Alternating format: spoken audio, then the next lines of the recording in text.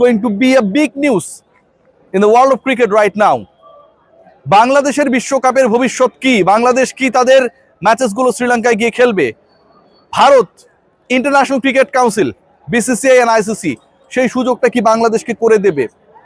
গ্রুপের যে চেঞ্জিং আমরা দাবা খেলায় দেখি না, যে ক্যাসলিং করে হচ্ছে চেঞ্জ করা হয়, সেরকম কোনো ঘটনা কি ঘটবে? বাংলাদেশ কি বি গ্রুপে চলে যাবে, সি গ্রুপে বাংলাদেশের জায়গাটায় আয়ারল্যান্ড চলে আসবে?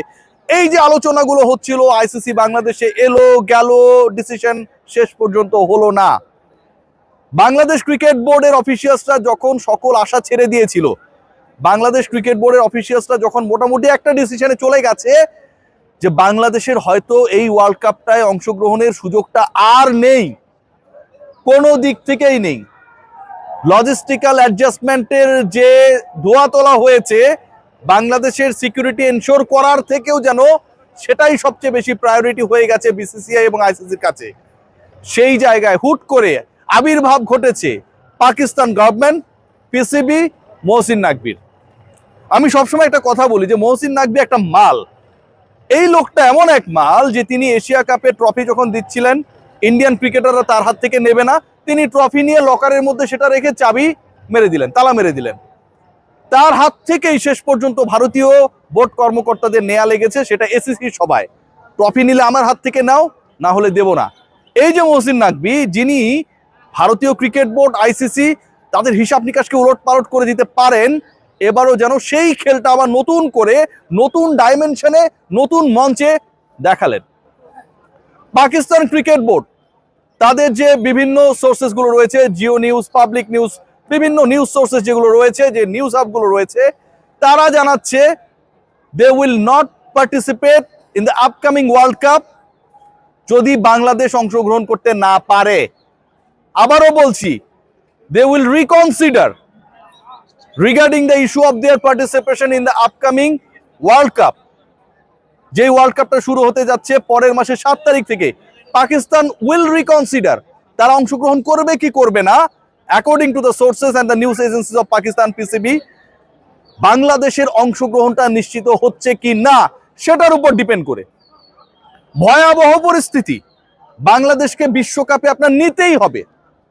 আনলেস বাংলাদেশের গ্রুপ নিয়ে যে কাহিনী তৈরি হয়েছে, বাংলাদেশের পার্টিসিপেটিং যে প্রতিপক্ষরা রয়েছে তাদেরকে নিয়ে যে কাহিনী তৈরি হয়েছে, সকল কাহিনী একদম ডেমোলিশ হয়ে যাবে, আইসিসির রেভিনিউ ফল করবে। কেন বলছি এই আলোচনা?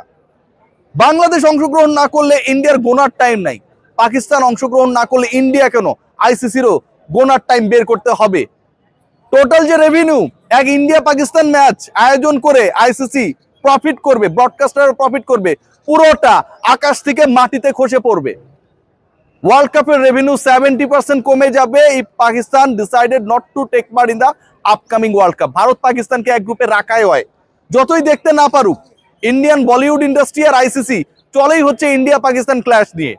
সো পাকিস্তান যখন বলছে যে আমি অংশগ্রহণ করব না, যদি না বাংলাদেশকে তোমরা তাদের রাইট ডিসিশন মেক করার ক্ষেত্রে হেল্প করো, তখন আইসিসির কোনো কিছু করার নেই।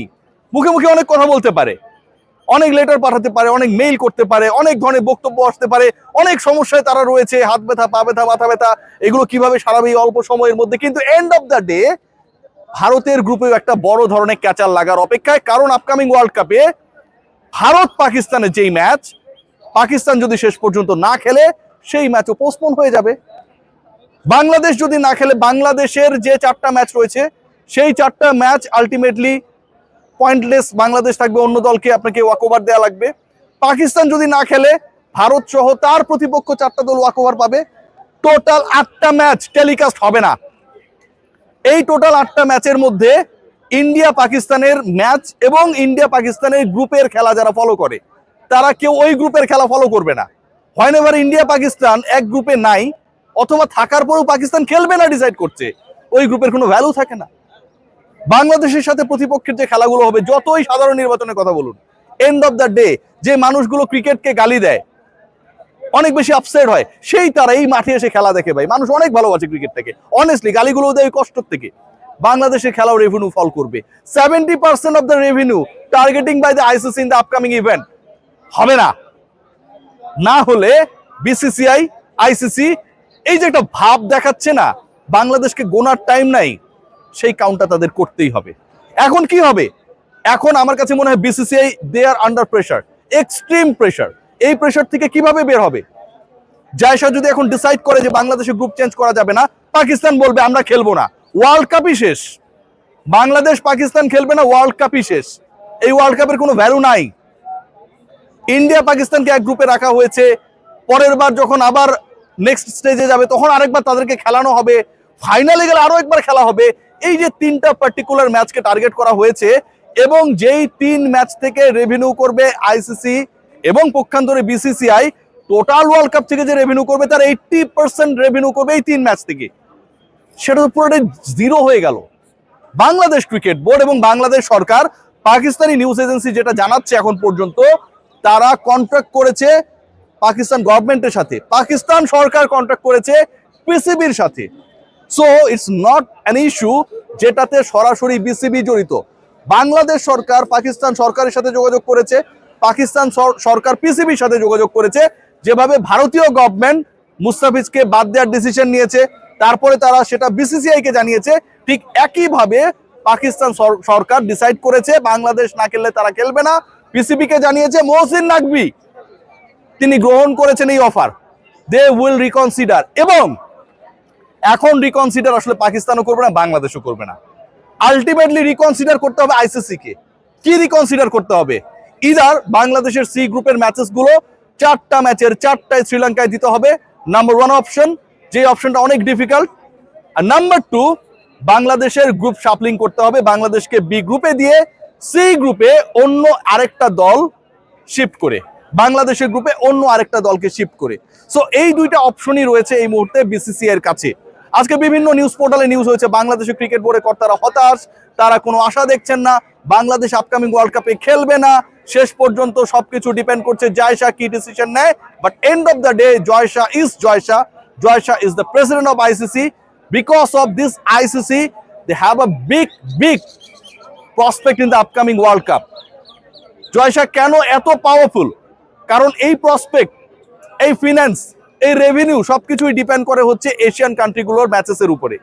অস্ট্রেলিয়া সাথে ইন্ডিয়া প্রথম রাউন্ডে খেলা নাই, অস্ট্রেলিয়া শ্রীলঙ্কার গ্রুপে। ইংল্যান্ডের সাথে ইন্ডিয়া সেই খেলাও নেই, ইংল্যান্ড বাংলাদেশের গ্রুপে।